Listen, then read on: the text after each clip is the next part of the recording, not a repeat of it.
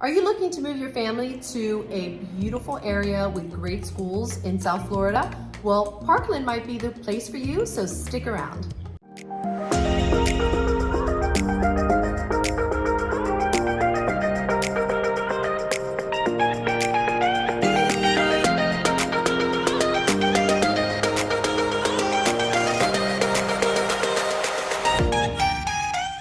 What's up, everybody? It's April, Laura, and Ryan. Hey. We're talking about Parkland, Florida today, and it is located in Broward County, which is a very big draw for families. And if this is your first time to my channel and you want to know everything there is about working, eating, sleeping, playing, and living in Florida and in Parkland, then make sure you tap that subscribe button and ring the little bell so you're notified every time I do a new video, because it's pretty much all I talk about and all we talk about. We are helping people move to Florida every single day. We get phone calls, text messages, and emails. Any way you can, make sure you give us a call, send us a text, shoot us an email. We'd love to help you as well. Now let's talk about Parkland, Florida.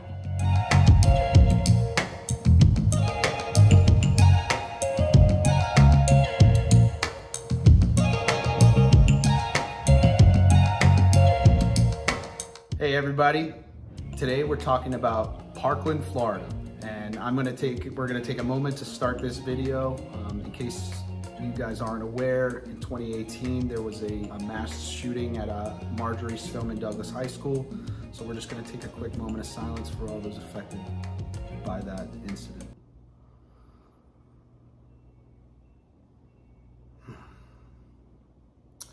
Most of you may have heard about it, but that is something that did happen, and every time I do think about Parkland, it's the first thing that comes to mind.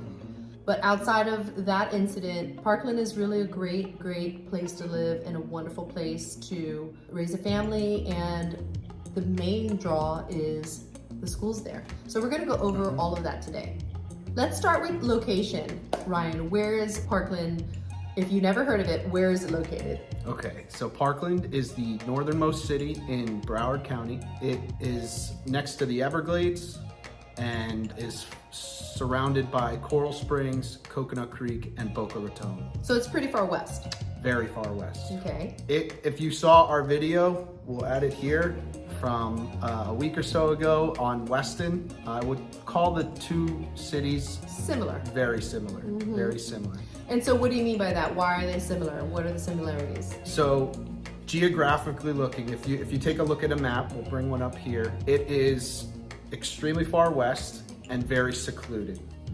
So there's, I don't want to say one way in and one way out there, because there is access to major highways. Parkland sits right off of I-75, which can bring you straight down to Miami, right over to the coast to I-95. So commute-wise, not bad at all, but it is off the beaten path. It is another master development community where it's all private, very secure, safe neighborhoods.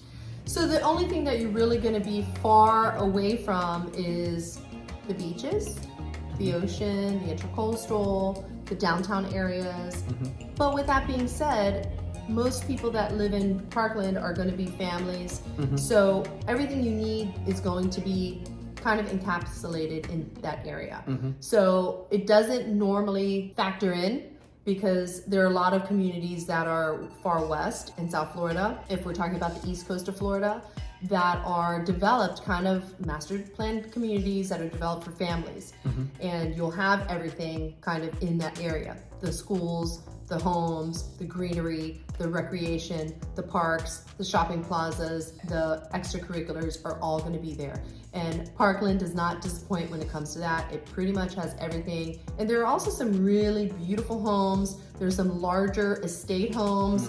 Parkland's also known for having much larger lots and acre, over an acre type of estate. So you can't always find that everywhere, and that's definitely a draw. They also have a beautiful community. I think it's called Parkland Golf and Country, which is gorgeous. It has, golf membership. I think it's optional. It is optional. Which is nice, because you don't have to be a member to live there. You can just live there in a beautiful home and enjoy the amenities. But if you do want a golf membership because you golf all the time, then that's an option for you as well. So as far as the communities are concerned, throughout Parkland, you have a ton of gated communities. The HOA payments can range from, you know, the 300s to up over the 9s, depending on the type, quality, and style of amenities that you're actually looking for. Some of the more notable and we'll say quote unquote affordable are like Heron Bay, Parkland Bay, and then there's a lot of newer build communities that are in the northwestern area of Parkland. Yes. Some of the newer home construction in Parkland is Mar-a-Lago, Cascada, and Watercrest. These newer lots aren't as big as the ones that April had previously mentioned. A lot of the old town Parkland off of 441, older homes are on those much larger lots, and we'll get you some video of them. A lot of them are being torn down or completely renovated.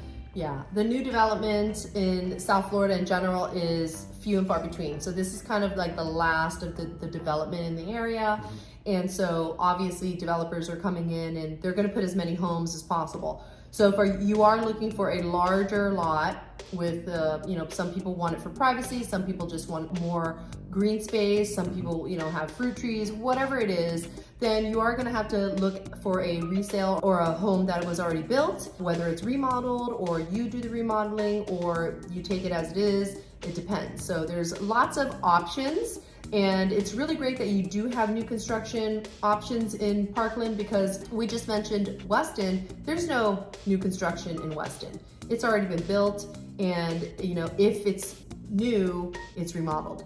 So Parkland does have that opportunity to still get into some newer homes. And I think it will over the next few years too, because a lot of Parkland is old farmland and just undeveloped, which is, again, like April said, really rare for South Florida. So as we're talking about, you know, the ages of homes, the median home price in Parkland is around $800.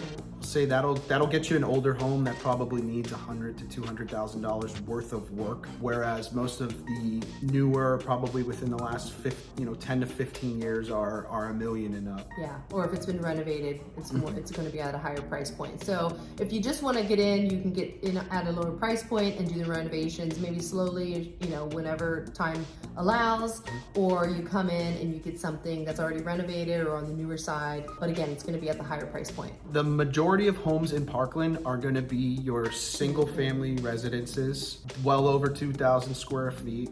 There are some options for townhouses and condos, but they're few and far between. Yeah, Parkland was really built for families. So you are going to find larger homes. Most of them are going to have 4 bedrooms or more. You might find some 3 bedrooms, but most of the time they're going to be, you know, larger homes with good amount of bedrooms, because the draw is for families, growing families, and we all know that families need space, whether it's indoor, outdoor, or anything in between. Exactly. 2-car, 3-car garages for you, Dad, in your workshop.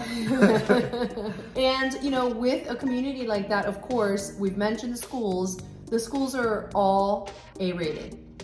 If you check on greatschools.org, they have all of the schools rated 9 out of 10 or 10 out of 10. So this is something that comes up all the time when I am shopping with families, and they usually narrow it down to specific areas. And I gotta say, Parkland and like Boca Raton, or Parkland and Weston, or Parkland, well, Boca Raton and Weston always end up being like competitors for, you know, whomever that shopping family is. So it's very, very common that I work with families in these areas because of the school zones, and you can check them out yourself. You don't have to take our word for it, but it's definitely an area in South Florida that is known for its good schools. And one of the unique features of Parkland is you can apply for a school that's outside of your zoning district. So if your child has friends in another school, or there's some sort of program in another elementary that fits your child's learning needs more, you can submit an application and go through the process. And if there's availability within that school district, you can get your kid into that school. Which is very nice. Is that the choice program? I believe so. So Ryan, what would you say to let our audience know, like, what are some of the cons? It can't be all good in Parkland, right? Yeah, there's definitely some drawbacks to living in Parkland. Similar to what we talked about in Weston, the seclusion factor. There's not really much to do as far as nightlife's concerned. Your dining options are pretty limited. You got to go a little bit out of town to get to those, you know. Well, you do have cities that are all surrounding there, so it's not that far of a drive, right? Maybe 15, 20 minutes you can get to that? Just about. You've got Coral Springs, you've got Boca Raton, you can right up, there's plenty of options on 441, but there's nothing, you know, really in that core, especially if you're in West Parkland. And the other thing, you know, you're a little bit farther from the beach. I'd say about 20, 25 minutes from the beach. I would say maybe 30. Depends on traffic. All right. Probably 35 to 40 minutes from the airport. Yeah. And then if you want to go to, like, let's say major sporting events, like going down to the BB&T Center. That's not far at all. That's not far because you're just jumping on. Right on 75, it's probably 15 minutes. Yeah, 15 minutes. But if you have to go down to Miami, that's like an hour? Yeah. But, you know, if you're going to Miami, it's going to be a drive anyway. So goods and bads, I think, like we said earlier, most of the people that are going to be moving to Parkland are families, and so those types of things are going to be kind of few and far between that you have to actually get to. Maybe dining out and maybe going to the beach would be your biggest concern, but again, it's not that far of a drive, and you just make a day out of it. Exactly. As far as the weather, you are in South Florida, and just because you're a little bit more inland, it might be maybe not as breezy some days, or you might actually get a little bit more rain, because usually when you're on the East Coast, along the beach, along the intracoastal, I don't know why, but you don't get as much rain, and you definitely get a better breeze. But other than that, the temperature is about the same. It's in the winter, it's probably in the 50s to 80s, and in the summer, it's hot and humid. It's anywhere between 85 on a mild day up to the mid to high 90s. It's just about like wind patterns and, you know, are you getting a good breeze? Maybe you live on lake, which would help. So anything near or around the water, you're gonna get better breezes here in Florida. And because it's further inland, might be a little less breezy. Let's just say that. But for the most part, it's the same as anywhere else. Yeah, beautiful blue skies, lots of greenery, beautiful subtropical climate. If you like to grow fruit trees or indulge in tropical fruits, there's all kinds of fruit stands and things that you can grow yourself. So it's really a beautiful area, and it's also great weather, just like the rest of South Florida. Cascada. Yeah. So, and what you're paying for in that higher price point is... Have you checked it? Breeze patterns, is that a thing? Wind patterns. Okay. All right. I think that's it. But in order to find that perfect place that you may be thinking about or wanting to go see, make sure you give us a call, send us a text, shoot us an email, somehow get in touch with us, because we've got your back when you're moving to Florida.